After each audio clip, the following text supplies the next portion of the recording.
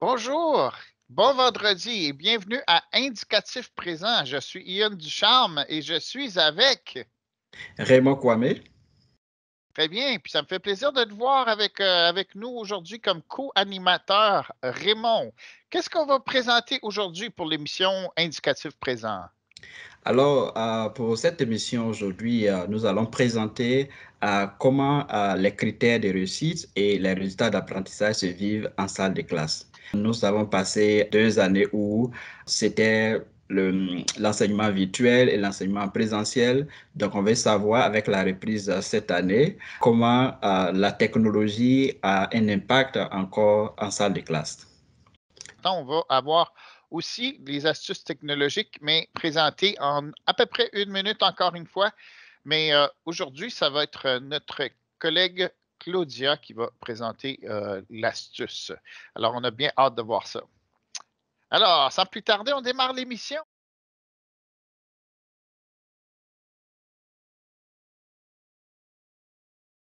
Ching Ho de l'école élémentaire Mathieu d'Acosta à Toronto.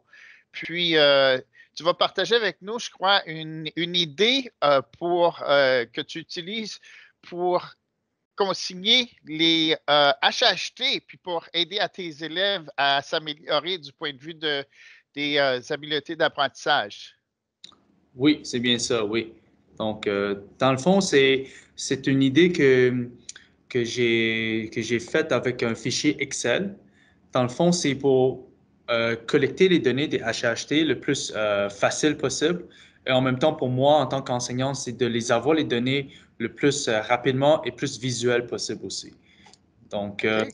oui, parce que pour moi, la technologie, en fait, c'est quelque chose que je veux dans dans la vie de tous les jours. Pour moi, personnellement, c'est une chose que je veux que ça soit pratique et facile et organisé. Alors, je me suis dit, ah, qu'est-ce que je peux faire avec la technologie en salle de classe pour les élèves? Et nous, en tant qu'enseignants, parce que je veux pas avoir toujours les papiers à fouiller sur les papiers. Donc, pour moi, un fichier, c'est très visible et je peux avoir accès en tout temps. Et c'est aussi sur OneDrive. Donc, je peux avoir accès sur n'importe quel ordinateur, n'importe quelle tablette. Puis comment ça se passe pour tes élèves, donc? Alors, tu as terminé, je suppose, un bloc et tu veux que les élèves se posent des questions au sujet d'un HHT, une des habiletés qui est dans le bulletin. Puis, Oh oui, qu'est-ce que les élèves font finalement? en fait, nous, à l'école, en ce moment, à chaque 2 semaines, on travaille une habileté en HAHT. Donc, par exemple, la semaine passée, on a travaillé l'utilisation du français.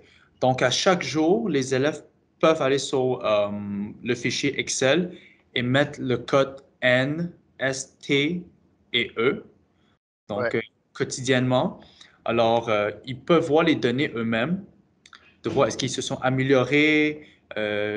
Puis moi, en tant qu'enseignant, à la fin de la semaine, je donne une auto-évaluation aussi. Donc, pour moi, c'est très visible. Je peux voir la manière que les élèves se auto-évaluent. Et moi, je peux donner une évaluation, une note finale. Mhm. Oui, c'est quand même assez intéressant, mais j'aimerais savoir quel est l'impact que tu constates au niveau des élèves en faisant cette auto-évaluation chaque jour. Moi, je trouve que l'auto-évaluation, ça permet vraiment de l'élève à être, comment je peux dire, l'acteur ou l'actrice de soi-même dans son apprentissage.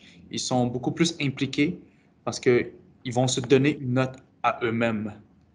Donc, ils sont conscients qu'on est toujours en train de travailler cet aspect. Euh, on sait que, oh, aujourd'hui, cette semaine, on travaille ça.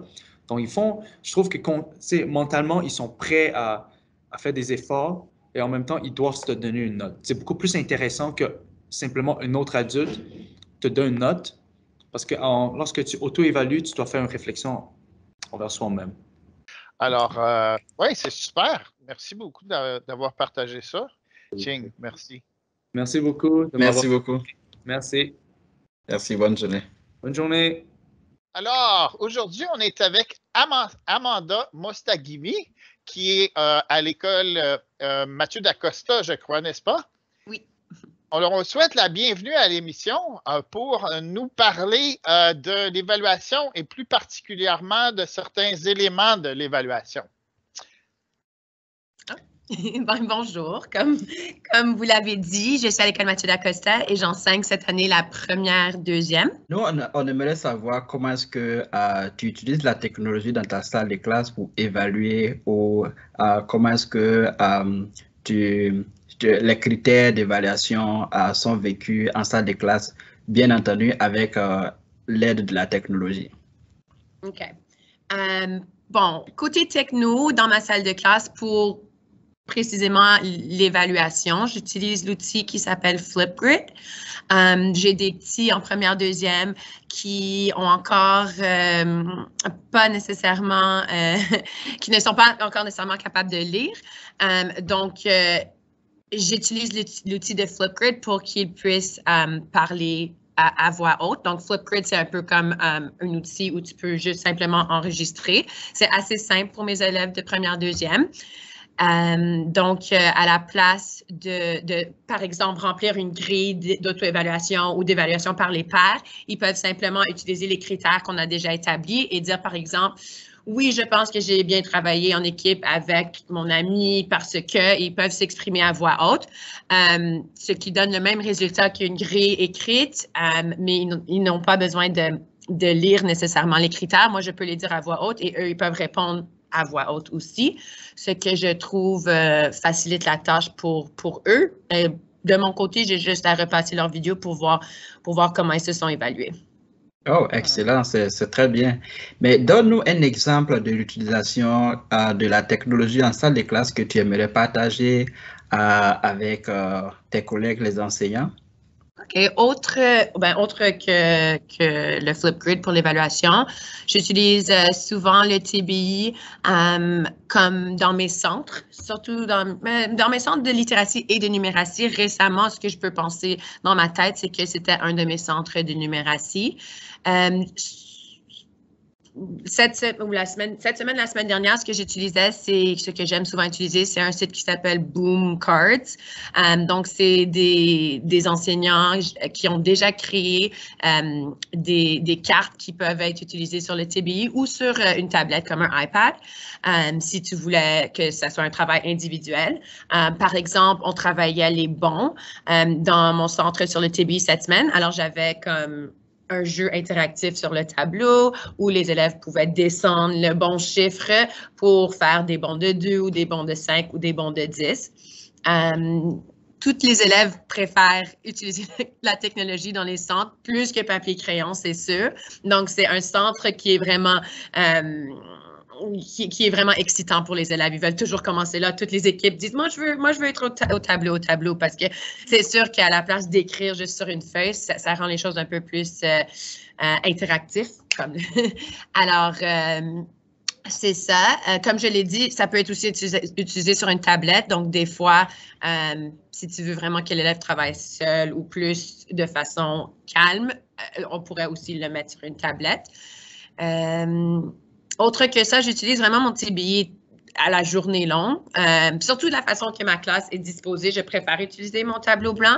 Les élèves sont juste plus portés à me donner leur attention quand je suis sur le tableau blanc que le tableau noir avec une craie, vraiment.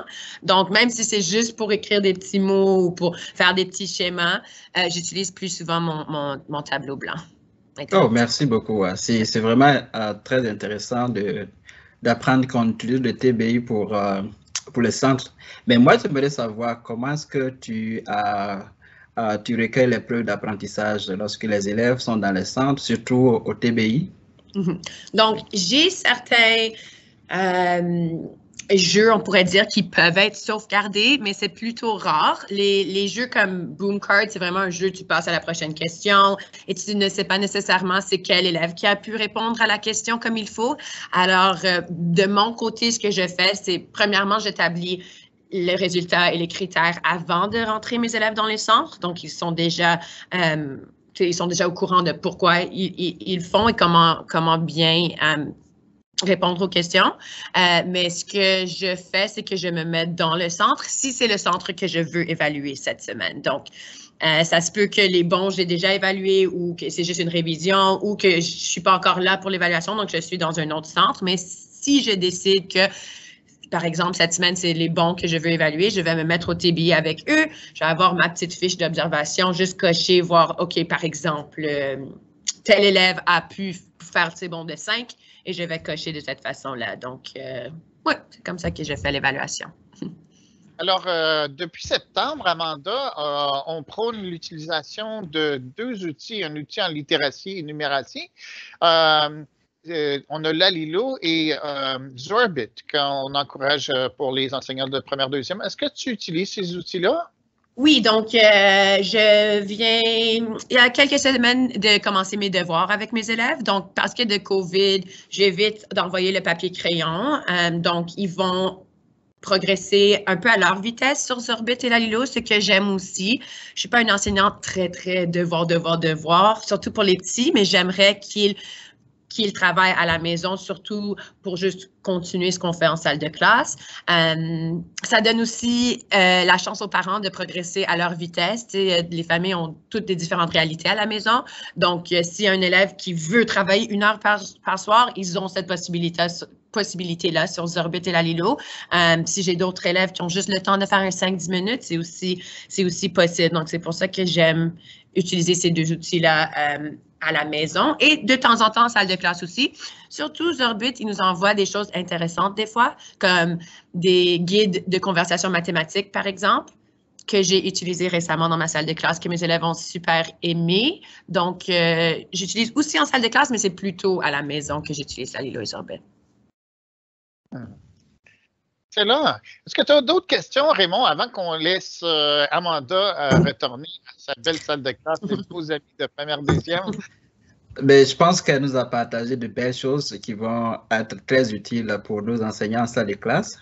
Pour ma part, je n'ai plus d'autres questions. Très bien. Bien, merci beaucoup, Amanda. Au plaisir. Et on se revoit en formation peut-être. Ouais.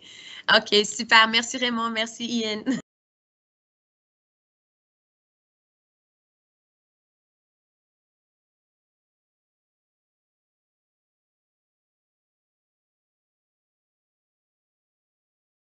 Bonjour! Aujourd'hui, je voudrais envoyer un message via mon Teams à ma classe, à tous mes élèves, et c'est un message que je juge important, donc j'aimerais qu'ils puissent recevoir une notification.